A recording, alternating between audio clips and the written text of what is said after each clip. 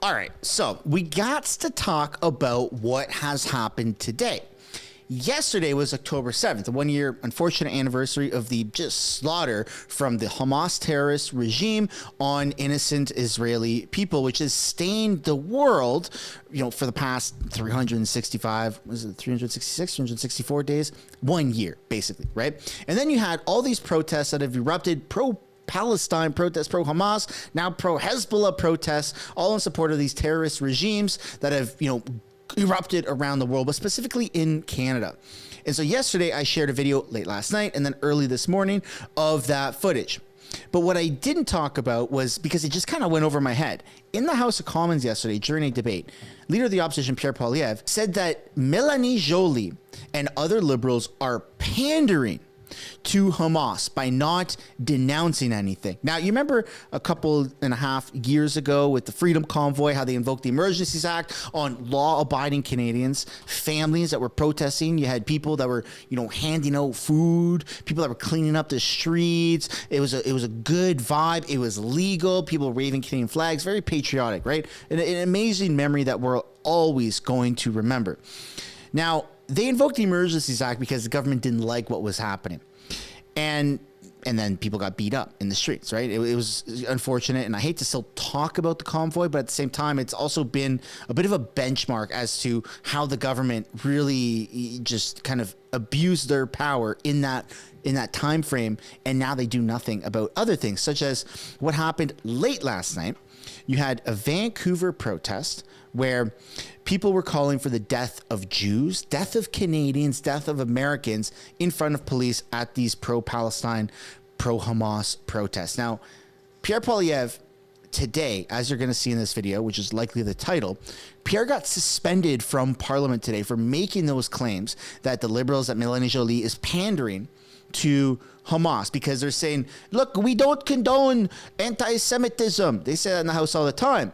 Anti-Semitism happens. You have people literally saying death to all Jews, death to Canadians. And what does the government do? Zip, zada, nothing. So that's called pandering. You say one thing, you do another, because they still want to try and get those votes. But they're so far down in the polls that it's just not going to happen. So we're going to be taking a look at that along with much more in this video. So buckle up, because this is going to be absolutely insane. Welcome back to the channel. Welcome back to another video, everybody. Before we get into it, I do want to encourage you all to smash the like button and subscribe if you haven't already. It does really help grow the channel. And in case you're wondering, how long is Pierre banned for? He needed to apologize today, which he did not. Spoiler alert. So he does get to resume back in the House tomorrow. But I mean, this is crazy. Like, Justin Trudeau made on a national broadcast with arguably the most eyes question period has ever had a few weeks ago when Pierre put a motion for a vote of non-confidence. Trudeau made the accusation that the Conservative Party was making homophobic slurs, which they weren't. It was funny, but they were not making homophobic slurs. They were talking about how expensive bathtubs were in relation to how much you pay for, like, a professional setting for meetings. And anyways, we're all aware by now of what happened. And Trudeau never lost any speaking time. In fact, he never got kicked out. So there's a clear bias with Greg Fergus, the dictator of Canada, the unfortunate ethics violating House Speaker who is in this position, who gets to impose these types of rules on our members of Parliament, and it's always against the Conservatives. So here we go. Let's get into this video. Let's take a look at the protests that happened in Vancouver, where they were calling for the death of Jews and Canadians. Like, it's insane. Alrighty, so Harrison Faulkner shows this for contrast and comparison. This was during the Freedom Convoy, where they decked out Terry Fox and put a Canadian flag on him, a Canadian cape on him, Mandate Freedom, and a NHL Team Canada hat on him.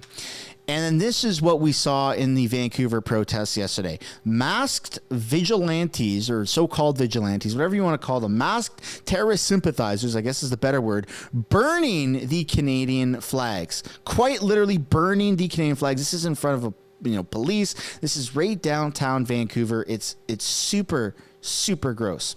And then, as you can see in this video here, it's just so disgusting.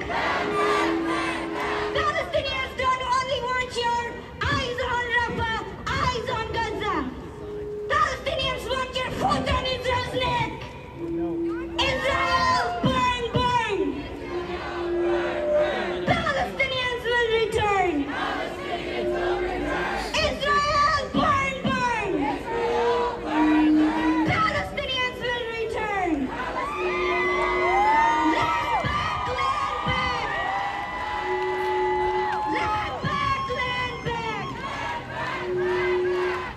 All right, so this is extremely dangerous for multiple reasons. It's causing so much divisiveness here in Canada. There's so much built up tension there. As I showed in the videos, either late last night or early this morning, you had people that were, committing vandalism. They were assaults, all happening in front of police. The police did absolutely nothing. This is crazy. This is not the Canada any of us, want to live in or any of us voted for. And so in reference to the burning of the flag, is it illegal? No, it's not illegal. Well, sort of. So you have this person right here on X saying burning a flag isn't a crime. It's free speech.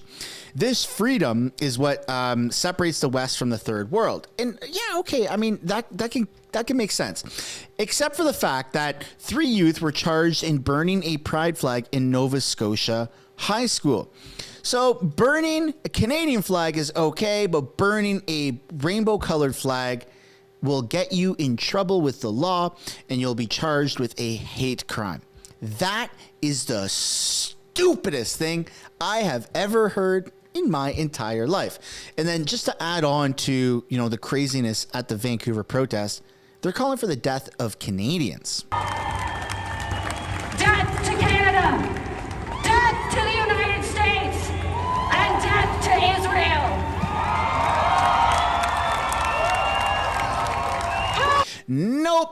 Nope, that's not okay. So Pierre Poilievre got kicked out or suspended from being able to talk in Parliament today because yesterday he said the Liberal government is not doing enough to address this craziness. And then that craziness happened later on in the evening.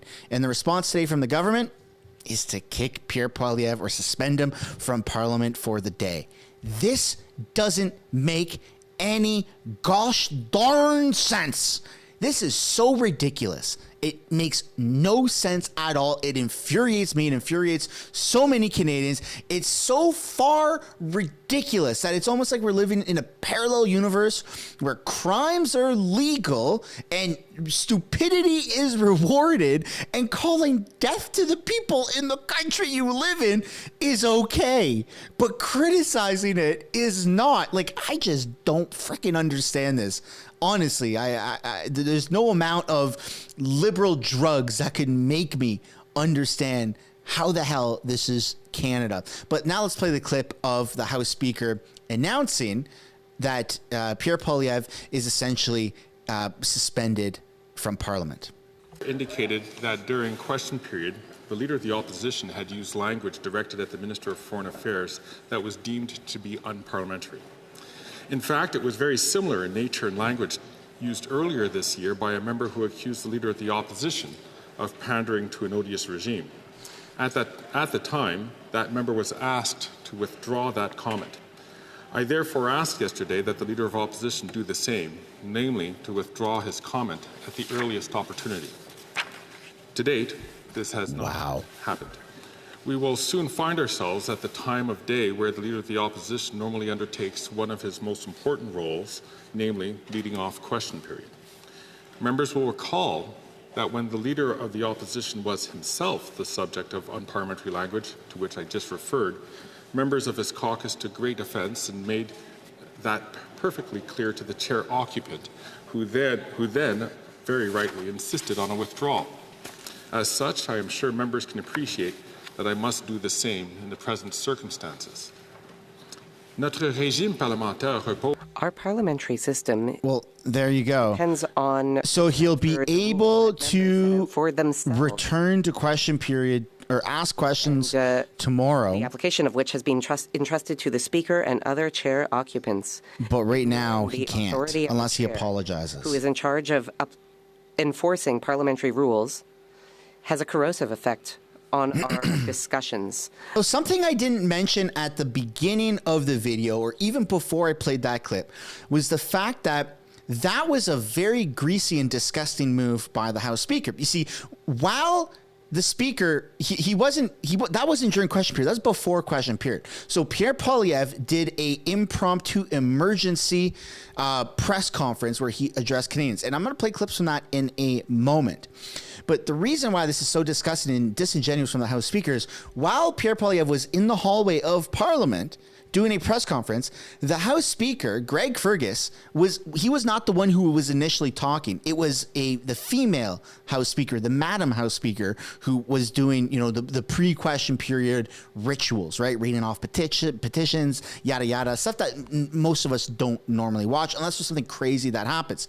Greg Fergus rushed to take the stand, use that opportunity to ban Pierre, suspend Pierre while Pierre was out in the hallway. And then ipso de facto, Pierre can't confront him. Pierre can't do nothing unless he were to apologize. That's disgusting. That's a rat. That's a rat who does that. A cockroach, a gutter, a TTC subway, disgusting bottom feeder, New York. You get where I'm going with this, right? So now let's play a little bit of footage of what Pierre Poilievre was saying while he was effectively being banned without even knowing he was being banned or suspended. Here you go. But worse than anything else is what we see in our streets today. What has happened to our country? The division, the violence, the hate, the danger, the anti-Semitism that we've never seen before in this country. Now, it's easy to blame the firebombing of synagogues, the hateful genocidal protests, protest chants in front of Jewish businesses, homes, and hospitals as simply a reaction to a conflict in the Middle East. Doesn't make sense. First, hate crime was up over 100% before October 7th. And second, this is not the first time there's been a conflict in the Middle East. There was the war of 1967, and then there was the Yom Kippur War in 73. There were 2 intifadas. There was the war against Hezbollah in 2006. There was the operation against Hamas in 2014. We never saw that violence spill onto our streets. We didn't see people bring those hatreds into Canada. But after 9 years of Trudeau's radical ideology, his deliberate attempts to divide people into groups, his reckless destruction of our border security, letting in 2 ISIS terrorists, one apparently videotaped mutilating a human body on a crucifix and subsequently making that person a citizen. These kinds of reckless policies and the actions of this government, the refusal to condemn these remarks. Just yesterday, the Minister of Foreign Affairs did something unbelievable on the floor of the House of Commons. I read the genocidal comments that have been made by these radical mobs, and I said, would you just condemn it? From the river to the sea, she wouldn't condemn that. Israel will soon be gone. She wouldn't condemn that. There's only one solution, intifada, revolution. She wouldn't condemn that. She wouldn't even affirm Israel's right to retaliate against other countries attacking it. She should apologize. A foreign affairs minister in Canada should find it very easy to condemn those kinds of remarks, but she didn't because she's pandering politically, which is what Justin Trudeau has been doing for the last 9 years. Today, we see that on our streets, the organization Samidoun, which is a front for the PFLP, has been fomenting these violent and horrific protests and mob actions. This organization is a front for an already banned terrorist group, and it is an offense under Section 83.5 of the Criminal Code, as enacted by the Anti-Terrorism Act, to knowingly act on behalf of, at the direction of, or in association with a terrorist entity. Specifically, Samidoun's founder, Khalid Barakat, has been described by the Israeli government as a high-ranking member of the PFLP. The PFLP has been placed on the list of banned Canadian terrorist entities for 20 years. In 2021, the Israeli Ministry of National Defense designated Samidoun as an organization that is a subsidiary of the PFLP. Germany banned the Samidoun, saying that it served as an international network which disseminates anti-Israel and anti-Jewish propaganda and supported and glorified various foreign terrorist organizations, including Hamas. Samidoun's leadership was deported from Germany, refused entry into the EU in 2022, and both times they were returned and, of course, welcomed to Canada. In 2019, PayPal, DonorBox, and Plaid shut out online donations to Samidoun due to its alleged links to the PFLP. Bet you his bank accounts didn't get frozen. In June, where the PFLP issued an official statement of gratitude to Samidoun for its support of its prisoners. And Samidoun's Canadian leader, Charlotte Cates, has traveled to Iran and appeared on state TV, where she described Hamas's actions of October 7th as brave and heroic. Her organization has gone on to make numerous glorifications of October the 7th, specifically saying, this was what she said, her group said yesterday, long live October 7th. October 7th, the inception of the Al-Aqsa flood, the day that made clear to the world that Palestinian people and their armed resistance can and will liberate Palestine, and that the entire region will be free of Zionism and imperialism. The great flood toward liberation. On October 7th, 2023, Mohammed Deif, commander of the Al-Qassam brigades and the Palestinian resistance, said, "Today, the people reclaim their revolution, correct their path, and return to the march and return to the march of return." And finally, yesterday, the organization chanted in our streets, in Canadian streets, "Death to Canada, death to the United States, and death to Israel." So this is a terrorist organization. Common sense conservatives are calling for the government under Section 83.03 of the Criminal Code to ban Samidoun now. And let's bring home safety and security and peace to our streets. Let's unify our people. Let's end the crime by locking up the dangerous, repeat offenders. Let's secure our borders. Let's keep terrorists out of our country. And let's stand up for what's right once again. Stand with our allies against terrorism and for decency. Let's bring home the country that we knew and still love. Thank you. And now we're going to take a look at some of the House of Canada highlights from today's question period. Things got insane. There were a tremendous amount of zingers from the Conservative Party. And of course, you had the Conservatives that stood with the fact that we need to stop this craziness and accusing the Liberals of not doing enough. Here's the question period highlights. Oral questions. Oral questions. Questions Honorable Melissa Leitzman. $100 million Liberal scandal has paralyzed Parliament for a week. Mr. Speaker, you yourself ruled that the NDP Liberals have violated a House order to turn over evidence to the police for a criminal investigation into their corruption. They are defying your ruling, and they have grinded this place to a halt. The auditor said that there's $400 million tax dollars and 186 conflicts of interest in questions. Canadians can get accountability today if they hand over the documents to the police. So what's in those documents, and how bad is it? The Honourable Minister of Justice and Attorney General.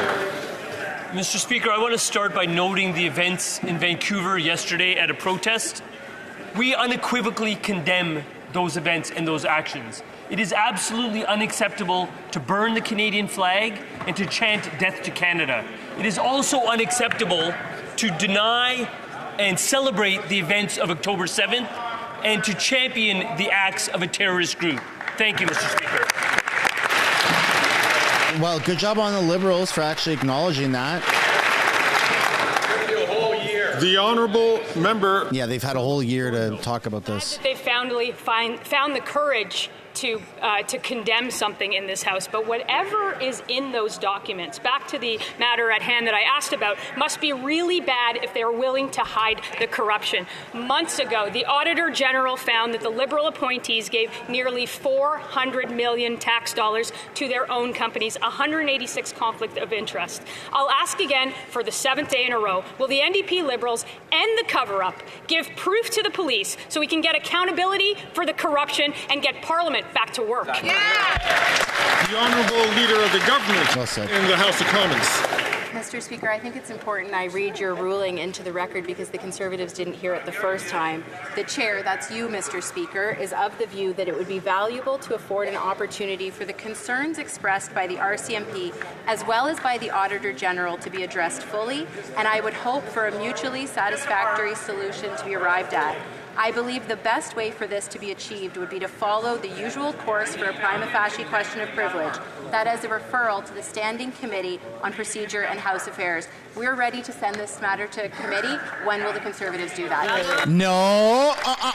Every time it goes to committee, they block it. Just going to ask all members, please, not to take the floor unless they've been recognized by the chair. The honourable member from Thornhill. Mr. Speaker, the House Leader missed the part where you told them that they're holding this House in contempt. If there is nothing to hide in those documents, then they should be able to hand them over. $400 million to Liberal friends, 186 conflicts of interest from a government that knows really well what a conflict of interest is, all while a record number of Canadians can't afford to eat. How bad are these documents that they would hold this place up for 7 days, defying your order, and to hide the $400 million that they gave to their friends? The Honourable Leader of the Government in the House of Commons. Thank you, Mr. Speaker. We're ready for this matter to move on to the Procedure and House Affairs Committee, just as you ruled. The only Look at Chihuahua, not even paying attention. Conservatives, they're trying to spin out of their own obstruction because they don't want this to go to committee, because what they will hear is expert after expert talking about the egregious abuse of power that the Conservatives are trying to do in this place to override the rights of Canadians. We're ready to move forward, Mr. Speaker. It's only the Conservatives that are afraid of a vote. No, every time it goes to committee, they block it. There is so much Liberal corruption that they're covering up their cover-up of the $400 million corruption of the Liberal Green Slush Fund. The Speaker ruled that the NDP Liberals violated a House order to turn the Green Slush Fund documents over to the RCMP for investigation. How much worse is the corruption that the NDP Liberals are refusing to respect the order of the Speaker, pushing aside all the work of doubling the housing costs that the Liberals have done, inflation and crime? We can get back to the business of this House if the NDP Liberals just end the cover-up and turn the documents over to the ICMP. Why won't they? The Honourable Leader of the Government in the House of Commons. Mr. Speaker, if we're going to be mansplained to, they could at least try and get it right. But the fact of the matter is that you ruled very clearly that this matter should go to the House committee. If the members opposite would like to read your full ruling, they can go do that, or I can table it in the House for them to read. But I would encourage them to not just cherry pick parts of your ruling, but to actually follow it as opposed to what they're doing. We're happy for this matter to move on, for it to go to committee, for it to be studied. It's only the Conservatives that are holding this place up. Thank you, Mr. Speaker. No, it's not. From South Shore, St. Margaret's. Sorry, Mr. Speaker. Every time I meet with a Liberal, I have to check for my wallet. And they just took $400 million of taxpayer money and funneled it to Liberals in the Green Slush Fund. Why are they ignoring an order of this? That's friggin' funny. Why are they preventing us from getting to the business house, since they won't turn over the documents to the RCMP? If the Prime Minister won't end the cover-up, will at least call a carbon tax election so Canadians can get the Green Slush Fund money back? The Honourable W's in the chat, man. That was the funniest zinger of the day. Every time I meet a Conservative, I have to search for some semblance of reason. When we talk about what's going on here, let's think about why your ruling said send it back. He says that? Mr. Speaker, your ruling said that because he says that as because you know what happens normally? That person sits behind him. Documents in your law enforcement, you every single question period. You don't go into a partisan arena such as I'm just saying. Because a court of law, a judge weighs things called charter interests, like your expectation of privacy, like your right to be free from unreasonable search and seizure. Those are important considerations. We will stand by them every time. How unsafe does this person back there feel having to wear that every single day? The Honourable Member from Brantford Brant. Mr. Speaker, the latest $400 million scandal from this Liberal government has paralyzed Parliament. The Auditor General found 186 conflicts of interest, with close to $400 million handed out to corrupt Liberal insiders, all at a time when Canadians cannot afford to eat, heat, or house themselves. It begs the question, how damning is that evidence that they have grounded Parliament to a halt simply to hide the truth from Canadians? Good question. The Honourable Minister of Justice and Attorney General. Mr. Speaker, I enjoy the interventions from the member opposite, but I also appreciate his experience as a former Crown prosecutor. He used to work closely with the police. And what he would recollect from his past career is that those police operate independently from him as a former Crown, and certainly independently from politicians. Why do they do that, Mr. Speaker? So that we can have confidence in our institutions in this country. You know who doesn't have confidence? People that live under authoritarian regimes. Instead of emulating authoritarianism, how about you join this side and learn how to fight against it? Dude, these guys are so cringe. Colleagues, please. You've now upset Uncle Brock. And ask the honourable member from Wellington Halton Hills, please, not to raise his voice when he is not recognized by the chair. The honourable member. The honourable member from Brantford, Brant. Speaker, you ruled that the NDP Liberals violated a House order by withholding evidence regarding their $400 million scandal, effectively obstructing justice, to which the Minister of Justice should be aware of. Their refusal to respect your ruling has paralyzed Parliament, pushing aside all our work to address the doubling of housing costs, food inflation, and the rise in crime and chaos. The time to end the cover-up is now. When will they hand over the documents so that we can get accountability for corruption and get Parliament back to work? Yeah. And hide your wallets. Of the government in the House of Commons.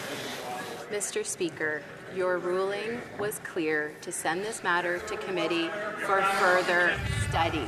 The Conservatives don't like that because they'll hear from experts like the former law clerk who says, in my humble opinion, it is an abuse of the powers for this House to use its power to demand and get documents from the government in order to transfer them to a third party that wouldn't otherwise receive them, or to compel the government to give documents to a third party. Mr. Speaker, expert after expert will tell them this is wrong. We are here to stand up for the rights of Canadians every single day. Thank you, Mr. Speaker. The right to burn Canadian flags and call death to other Canadians. Yesterday, on October 7th, while burning the Maple Leaf, Samidoun terrorist sympathizers openly called for death to Canada. Death. Careful, Marty. They're going to kick you out like they did Pierre. To Israel. After 9 years of this Prime Minister, sadly calls for death to Canada, and our allies have now been normalized. Samidoun operates as an arm of a listed terrorist organization in Canada. Will the Prime Minister protect Jewish Canadians from homegrown extremism and list Samidoun as a terrorist organization?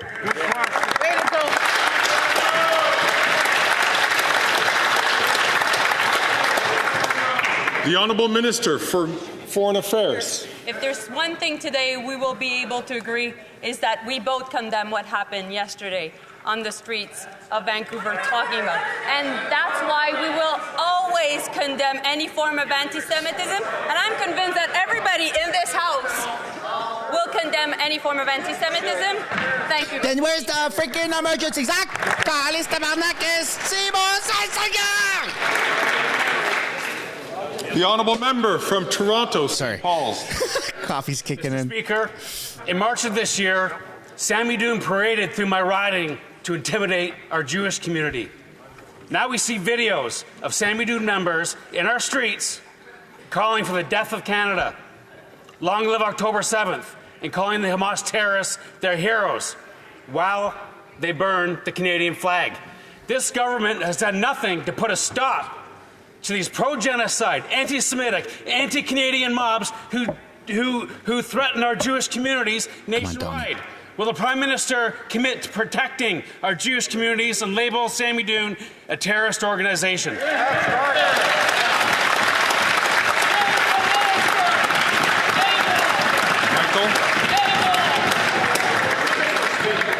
The Honourable Parliamentary Secretary to the Minister of Public Safety. Thank you, Mr. Speaker. Those actions taking place in our streets are wrong. We condemn them full stop.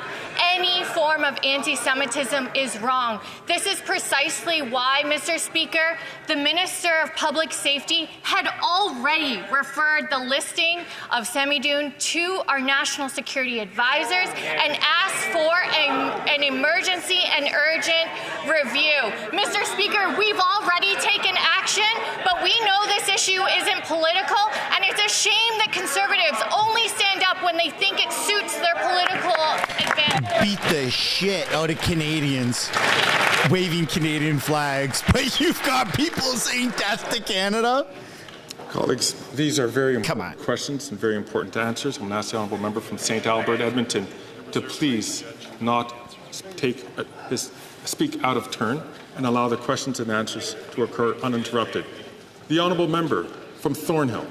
If they would have took action, they would have listed them already. So if burning a Canadian flag, if calling for the death of Canadians, if fomenting hate in this country, and most of all being a front for an already listed terrorist organization is not enough to put them on the list, then what the hell is it going to take for them to ban them? Yeah!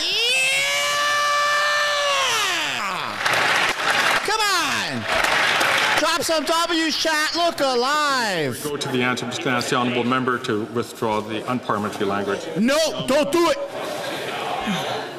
Withdraw. Withdraw. All right, whatever. The Honourable Parliamentary Secretary to the Minister of Public Safety. Mr. Speaker, when it comes to an issue as serious as this, we are not going to play politics with Canadian safety. But when it comes to... You literally are! People are saying death to Canadians and you've done nothing. Well, it is not a political decision. It is based on the national security services of this country, but it's precisely why the minister had already sent it for an urgent review, understanding that this hate is unacceptable in Canada. Just words, just pandering. Thanks so much for watching this video. Ladies and gentlemen, that is the end. I hope you enjoyed it. I know it's extremely aggravating, but nonetheless, it's very, very important that we're all aware as much as we possibly can of what is going on, because it's soon going to be time for us to make an informed decision on who to vote for. And I'm ready. I'm dialed in. I'm ready to vote. I'm ready to vote tomorrow. I'm ready to vote today. And I'm sure you are as well. But there's a lot of people out there that are not prepared. And they're just either they don't want to watch this, it's not in their algorithm, or they just don't care enough. And so that's why we have to share these videos by dropping likes, by subscribing to the channel. It does help push the videos out. I don't just say it to be annoying or repetitive, but also sharing it outside of YouTube, right? Like on other social media platforms that you have, whether it's X, whether it's Facebook, whether it's Reddit. Do what you got to do to get the message out there, because more people have to be aware of what the hell is actually happening in this country. I hope you enjoyed it, and I'll see you guys in the next one. Bye for now.